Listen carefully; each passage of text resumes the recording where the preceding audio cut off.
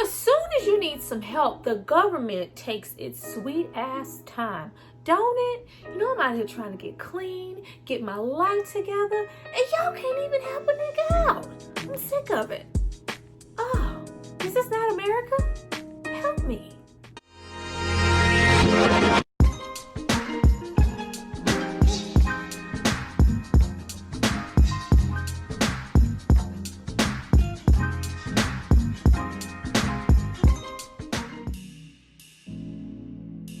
Hi you guys, welcome back to my channel. It's Tyra here with another struggle review, here to discuss Gridlock'd. Now this movie is from 1997. It stars Tupac, Tim Roth, and Tandy Newton.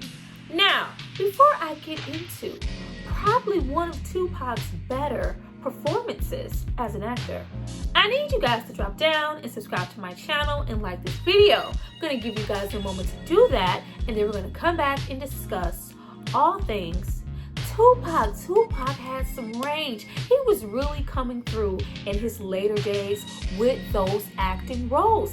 Everybody who transitions from rapping to acting cannot act. We could have got East Back, Goddammit, I'm a Cop. We could have got that. We could have got Shoot Out the Back Tire. We could have got a whole bunch of that. But no, we were getting some real thespian quality. Go back.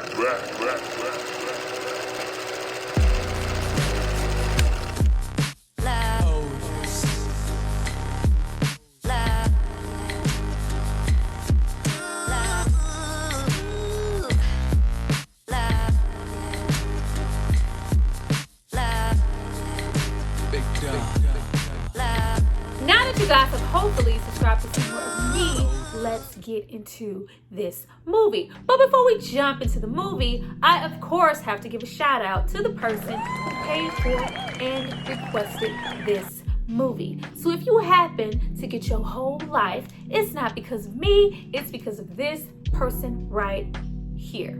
Thank you so much for supporting me and supporting this content. Let's get Gridlock'd. Now, getting into the movie, of course, we have to start with the director first. This is his directorial debut, Mr. Vonji Curtis Hall. Now, he also wrote the film. He is an actor himself. I'm sure you have seen him in a plethora of things, and I think he did a good job here for this to be his first movie. Now, even though he's done other things, I will forever see him as old psychotic dude from Sugar Hill who said, "I'm gonna let you suck my dick."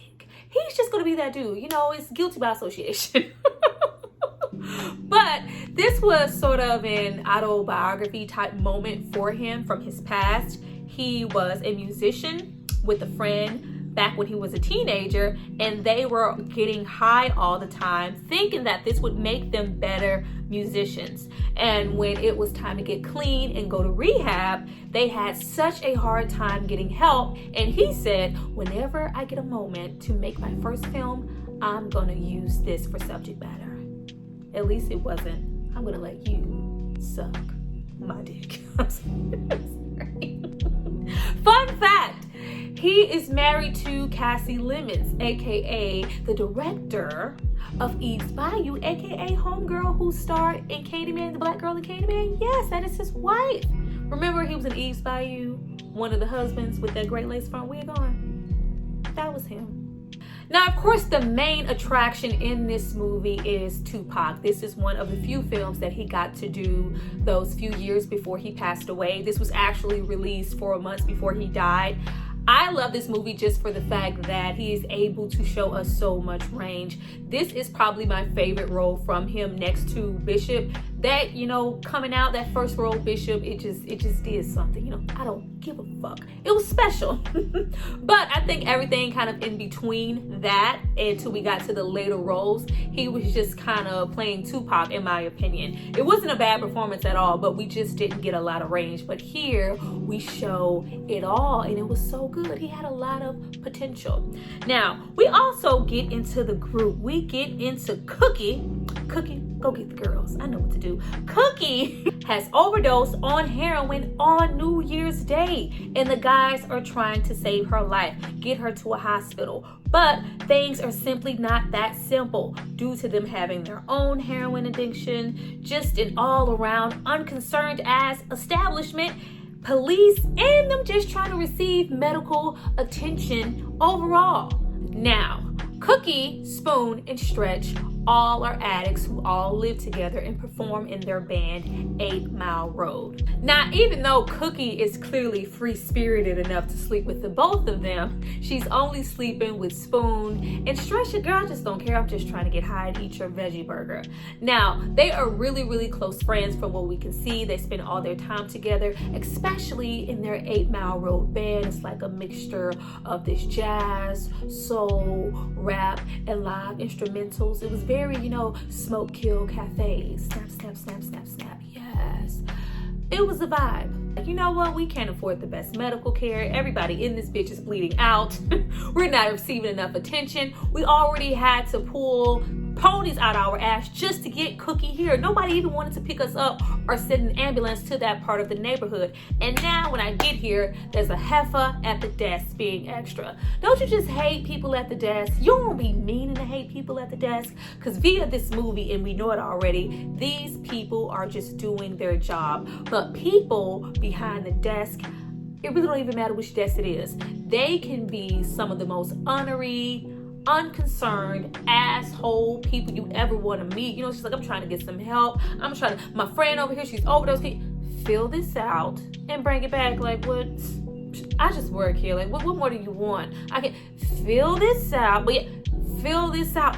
Bitch, she about to, I don't know who the fuck you think you are, but you don't talk to me like everybody behind the fucking counter here was on one. But it's just like, we are so fucking gridlocked in. We are trying to receive help. Now we have things really begin to get gridlocked for them when Spoons just feels like, you know what, this shit is crazy. Cookie might not make it back from this overdose. She could die. I'm scared shitless. We need to change. It could be us next time. We need to do something. But it was low-key just him, because Stretch, like, you can get clean if you want to. I'm chilling with my heroin. I'm living my best life. Like, I'm good.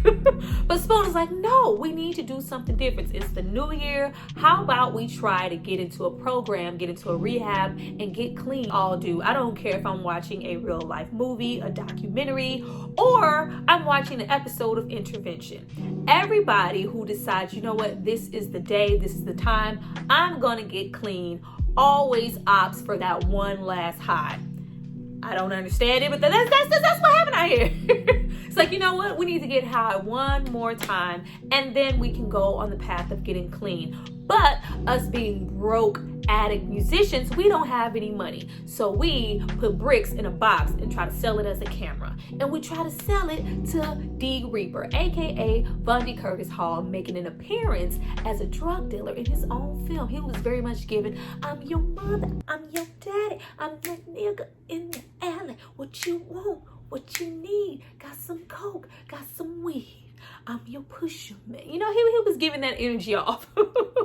Now, right away, you see two different dynamics between these two friends. Spoon honestly wants to get clean and start anew. You see that even though he is an addict himself, he still has some decorum about himself, still has a deep outlook at life and what aspects could be if he was to get clean. He's still a dreamer.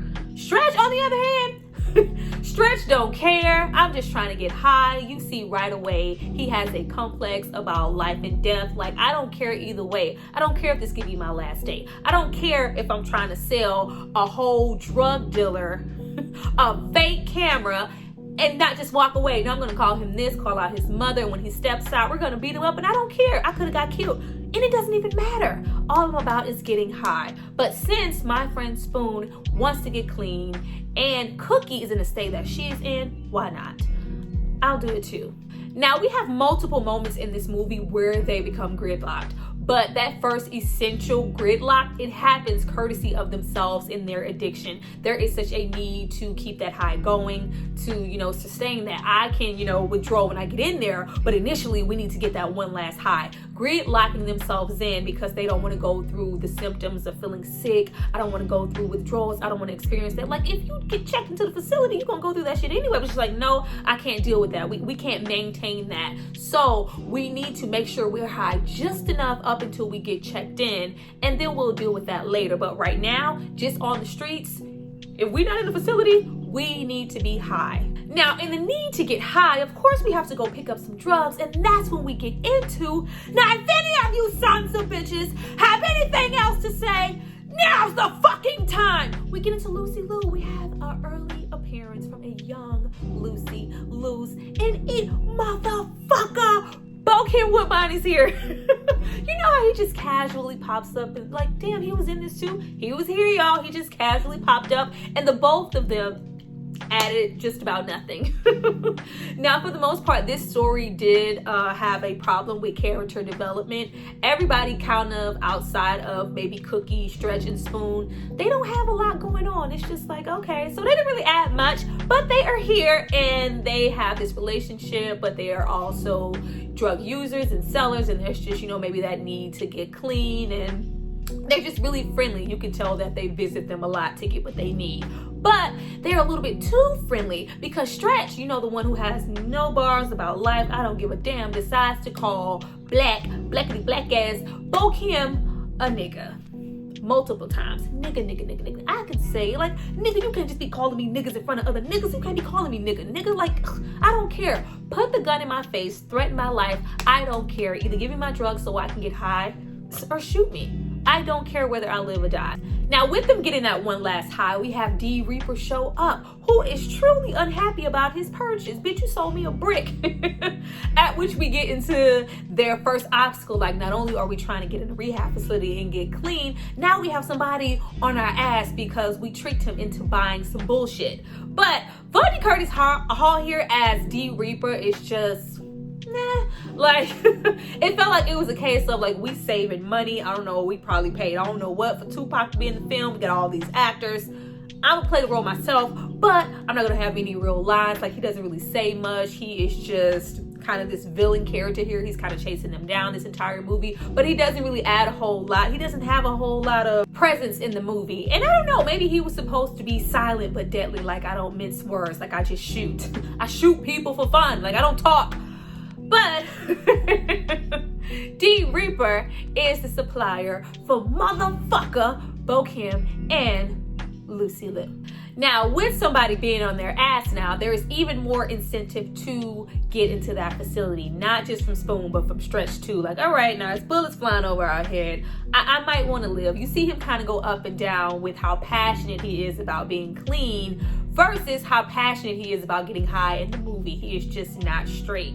But we make this time to, you know, with them getting high, and those moments are the times that we go back into them being a band, being on stage, and them at their best, and them being musicians in 8 Mile Road. Now, for this to be an on-screen little movie, like throw together type band just for this production, shit was slapping. The music and the performances were good. So good that they are even in talks of being able to get a record deal. Tandy Newton as Cookie here on those lead spoken word type vocals, she was doing a really good job here. I loved her whole look here. This was the 90s, so she kind of had that heroin thin type chic thing going on. She looked really beautiful here. But the songs were really good. I was like, look at Tupac really looking like he back there playing that bass. Like, look at y'all. And Stretch on that piano, but there's just such a fear that with their addiction, they're going to get in their own way. But at least with them being so great on stage, they have something to look forward to, something that they can build on. It's poetic. They have spoken word elements. They have rap. They're talking about the economy,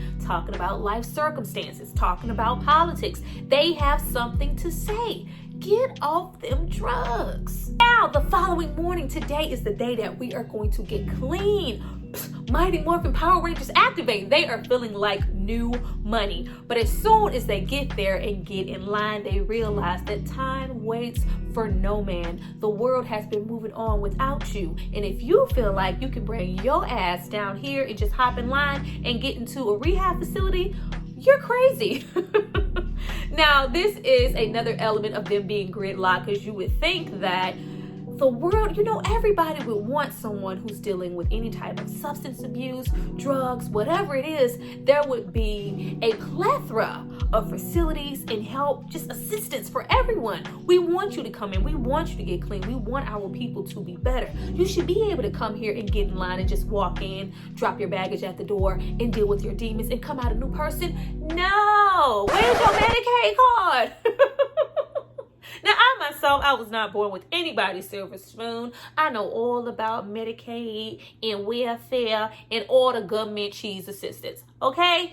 Everybody knows to get any of that shit and keep it, you have to jump through hoops and go through circles. That's why people are just, when you just good and you can pay for your own insurance and get you like, yes, I don't need none of that. I don't want to be bothered because it's designed to keep you down. It's designed by the man to keep you down, brother. It is designed to keep you down. You have to be at the lowest of your lowest, desperate, destitute, independent. That's where we need you to be, and that's where we need you to stay in order to qualify.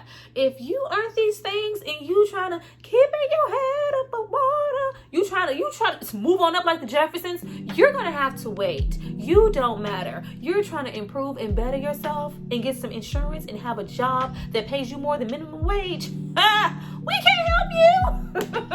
If you thought you were going to be able to just come here and get a bed because you have a habit and you're trying to get clean, first of all, is your name on the list? Do we even have space for you? Do you have a Medicaid card? Have you been tested? Have you went through all the loopholes, upways, byways, and sideways, and around the corners? Because if not, try again later. We have them going on this goddamn merry-go-round. You know what? You can get a Medicaid card quicker if you get tested for HIV. Go do that. Okay, we got tested. Now what? Okay, yeah, this will be back in a few days, and then we can do this in another week, and then yeah, maybe this can help you towards getting. We don't have that kind of time. We are addicts. We are adamant about getting clean. This may be the only time that we feel this way. We need to get into a facility now. Help me, nigga. Just like, no, you know what?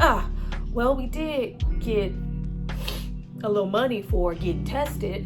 Maybe we should go get high one more time. I'm starting to feel weak. I'm starting to feel sick. My neck's starting to itch. Is that sweat? Like, yeah, let's go get high one more time. And then we can go to the other rehab facility where you don't need a Medicaid card and they just accept us just because we want to be clean. We stand in line. We have so many moments of them standing in line. Now, anybody who's anybody, once you're an adult, it's all about standing in line and taking numbers.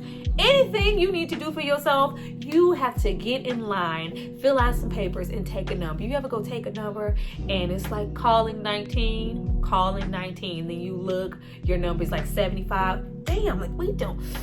You know what? It don't matter. This is all about us getting clean. We've gotten high one more time and we're at the window to see if they can accept us.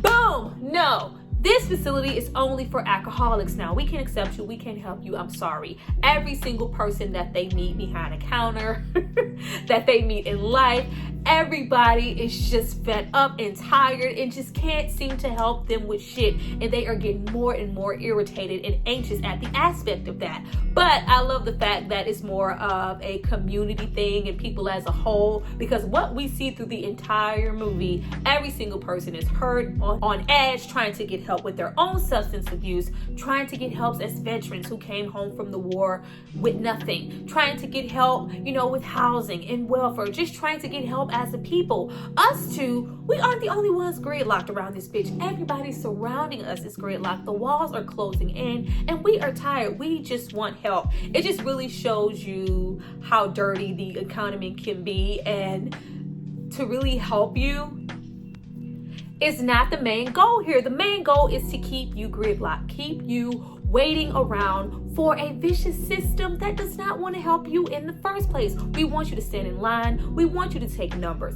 We want you to play the long waiting game. We want you to forcefully get your way into our programs, get this assistance, and then you have to belittle yourself just to stay on it. Against all lies, though life is hard to carry on, living in the projects, broke with no lights on. Okay, but you're still precious. Just smile for me now, smile for me, won't you smile?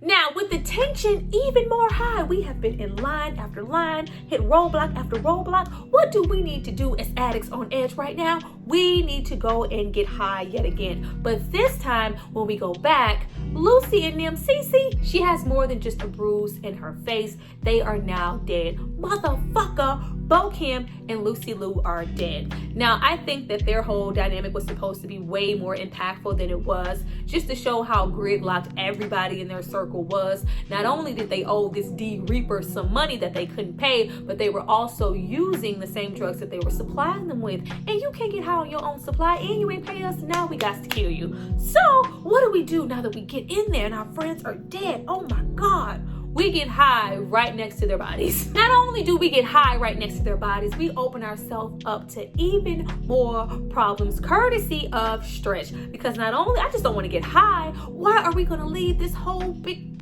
of dope just sitting here? Let's just take it. We don't need it where we're going. We're still trying to get clean, right? This is just temporary. We're going to get clean. We don't need this. Nah, we would be some fucking idiots to leave this. Tim Roth was really good in this movie. Tim Roth as an actor in general is quite underrated to me. He gives off a lot of energy. He just looks like he don't give a damn. That's not easy to do. But the karma of being gridlocked is right outside the door before they can even get out of the apartment complex. The police are there for the same disturbance that they just walked away from with their dead drug dealer friend. Yeah, so what's your name, sir? John Doe. What's your name? Billy Bob. Like, just put arrest me on my forehead. Not only are we practically saying arrest me, we're suspicious, but we drop the dope right by the cops' feet. It's just like, oh gosh, I don't know how Tupac held in there for that long, because he was just a hot mess. I would have long distanced myself from Stretch. Now, this is where the writing in the story just gets a little because you have them just be so unaware. I don't know if this was just supposed to be courtesy of them being addicts, but you have an encounter with this same D Reaper trying to sell him a fake camera, at which they're shooting at you, and they're going the same way.